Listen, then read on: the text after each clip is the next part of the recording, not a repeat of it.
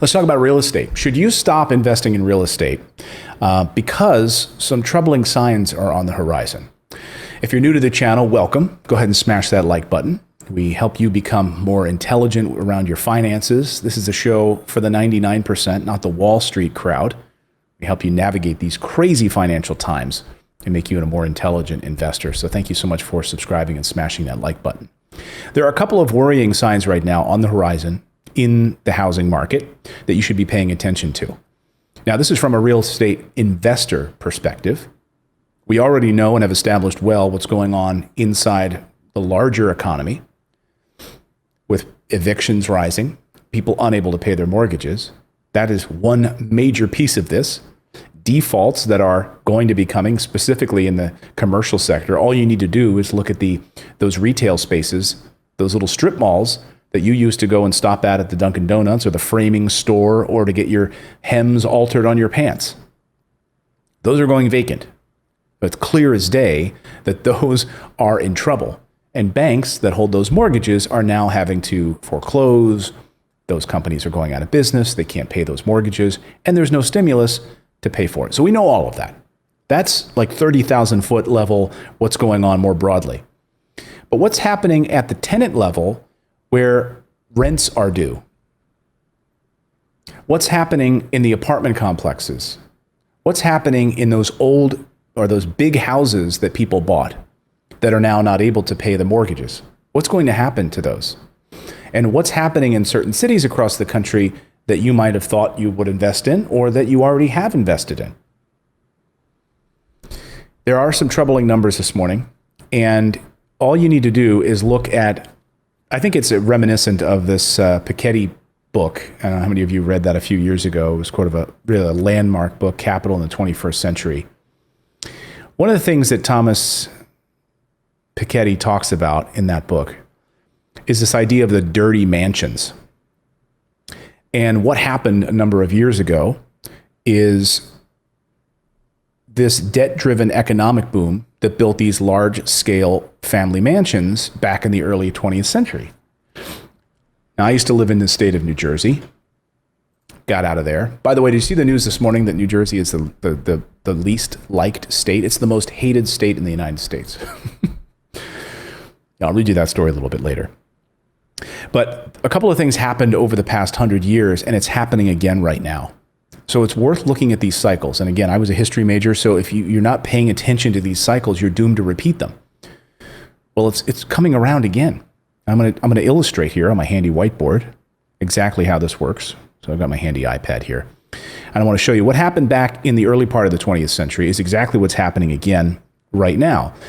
So if you just look at some of these houses, these are some of the examples of these large kind of older mansion brick homes that you might look at and say, wow, is that a duplex? And the reason you might say, hey, is that a duplex or are multiple families living in this house is because that's what happened a number of years ago. That's what happened after the Spanish flu of 1918, after the last huge pandemic. A lot of these beautiful old brick homes and big mansions in the cities, in Cleveland and parts of New Jersey and Chicago and other places, they got converted into multifamily homes. But they didn't start out that way. They started out as beautiful big mansions where one family lived in it because it had access to transportation. The train station was right there, schooling, food, shopping, all of those things in those little downtown areas. Well, interesting that a lot of those people who lost their jobs, got priced out of those areas, couldn't afford those mortgages anymore, got forced out further into the suburbs. And then what happened after the pandemic in 1918? Another debt boom worked basically to reverse that whole situation. And then many of those same buildings were remodeled and they were turned into multifamily housing. So you had a lot of families moving into those areas. So then what happened is a lot of those people were able to move into, like they moved out after the pandemic, they moved out of those populated areas. A lot of those rich people, they're like, hey, we're out of here. We're going to move out of this area. We've got money now. We're going to move out of this area. And that's exactly what's happening right now. So all these rich people that are in these big cities, that are in these big mansions, now are fleeing those areas And they're moving out into the suburbs. And that's why you're seeing bidding wars unfolding up in places like the Catskills, the Adirondacks, going to Camden, Maine. Camden, Maine, their real estate market is exploding right now. This is all happening. Again, right, same thing. I mean, it's like history repeating itself right after the pandemic of 1918. And so for lower income individuals, they were seeing those style houses saying, well, now I can actually move closer to the train station because that rich guy left. Now his big house, his big McMansion right by the train station, I could move in here if only I could maybe split the cost with somebody. And that's what's happening all over again. So let me go to my little chart here and kind of explain what I'm seeing. So this is what happened, at the early part of the 20th century. Step one was you had these big, just doing this to me. Forgive my terrible drawing. I don't know why it's giving me there we go. So you had these big houses and one family lived in the big house. And then the flu hits 1918. And you have that same big house.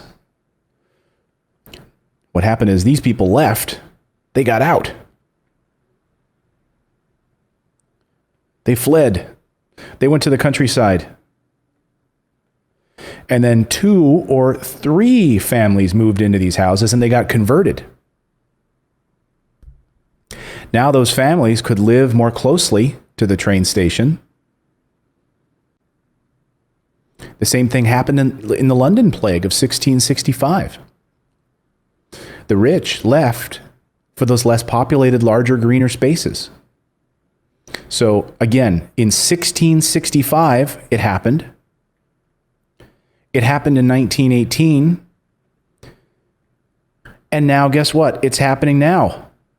Again, history repeating itself. So what's happening now? What happened is that these houses then, people started slowly trickling back to them in the 1960s and 70s. Change the color here so you can see what I'm doing. So they started coming back. And they started converting them back from 2 and 3 bedroom houses again into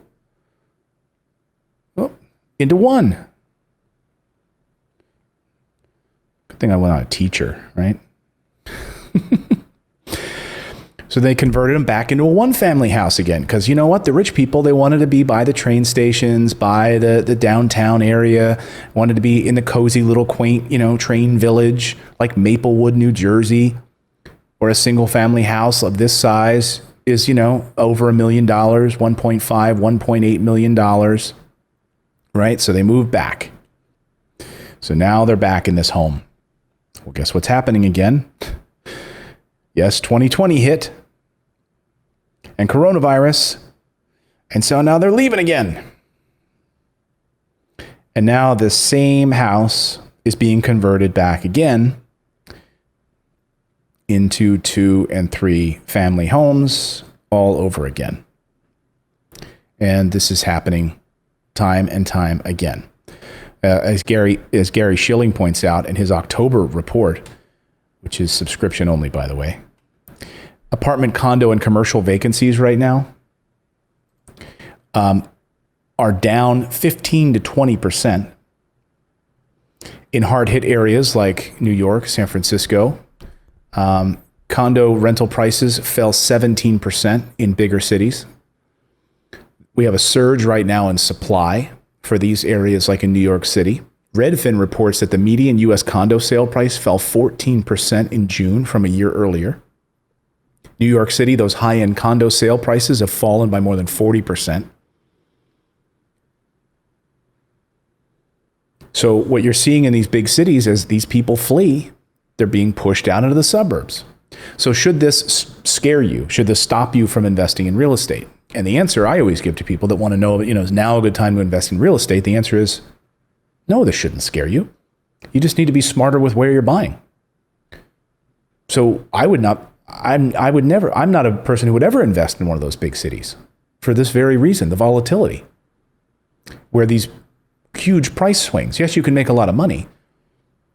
If you were one of these condo speculators that went into New York City and built these high-rise condos because you were seeing what was happening, then you overbuilt and now they're sitting there vacant. You have, 40% price drop just to get these things filled. That's what happened in Miami. People don't learn from history. San Francisco, Toronto, Vancouver. So no, those bubble areas, I'm not investing. The areas that I am investing, though, are areas, outside of big cities. So West Texas, in fact, we just bought a rental property just in the last week. So no, I continue to invest in real estate because people need a place to live, and we have an affordable housing crisis in this country. So why would I be investing in that type of a property where you're going to see huge price swings? You're going to see huge rent disparities. I want areas where people can get a good job. There's low vacancy. There are Fortune 500 companies moving to that area. Where taxes are strong. Taxes are great for families. Where the jobs and the median income are higher. That's where you want to be looking to invest, that are sort of insulated from these crazy swings in the marketplace right now. So again, I come back to Gary Schilling's October report that commercial vacancies are leaping right now. And these apartment condo places are leaping right now. And these rents are dropping in those areas because they can. They're having trouble filling it.